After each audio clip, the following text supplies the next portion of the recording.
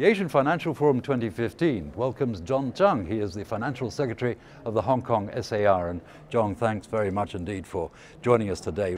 I'd like to start by asking you really about this sort of overhanging crisis with the Swiss franc as against the euro. And of course, the Swiss franc is now no longer linked to that.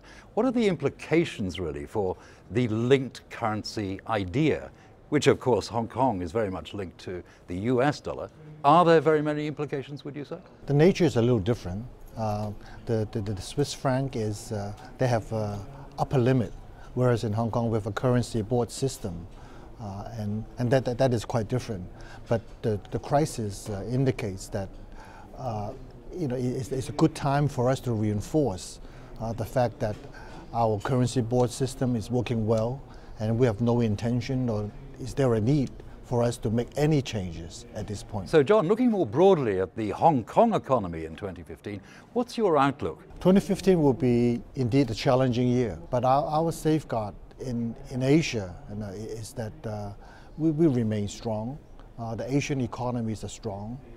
China, even though it's growing less robustly at about 7%, but this 7% is, I think, any of the more advanced economies would die for. That is really the major driving force now. And is diversification going to be the key? Diversification in terms of the structural aspects of the economy in Hong Kong and, of course, its economic diversity as well.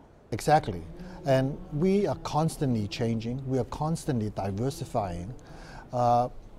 Even with what we call the traditional sectors that we have in financial services, in logistics, in trade, in professional services, tourism. And looking really back at 2014, has the Hong Kong economy been affected in any way by the civil disturbances that happened towards the end of the year? We need to do more promotions overseas so that what we experience in these 79 days will not impact on Hong Kong in a longer term.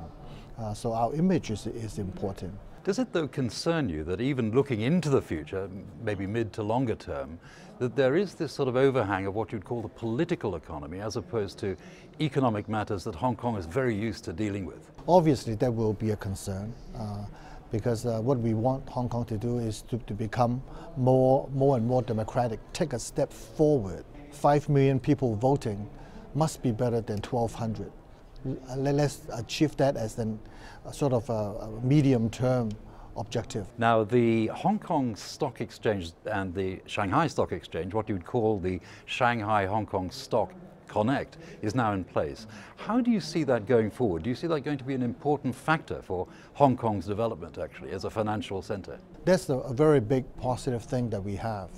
What that does for Hong Kong is really making Hong Kong more of a platform for greater regional as well as in international finance. And that's also very, very good for the mainland in terms of opening of the capital account, more of the internationalization of the renminbi. That is really good. And I think going forward, we need to expand that experience that we have, perhaps with Shenzhen, or perhaps in terms of greater depth with some of the other products, commodities, futures, options, derivatives, and so forth. So the theme for the Asian Financial Forum 2015 this year is about regional sustainability in a world of change. What does that really mean for you? Hong Kong is not a stranger to creating itself from time to time, and we have constantly been doing that, and we have been successful in doing that, and that's what makes Hong Kong what we are today. And we will take this opportunity again to create ourselves, to recreate ourselves into something that would be beneficial to our population in the future years.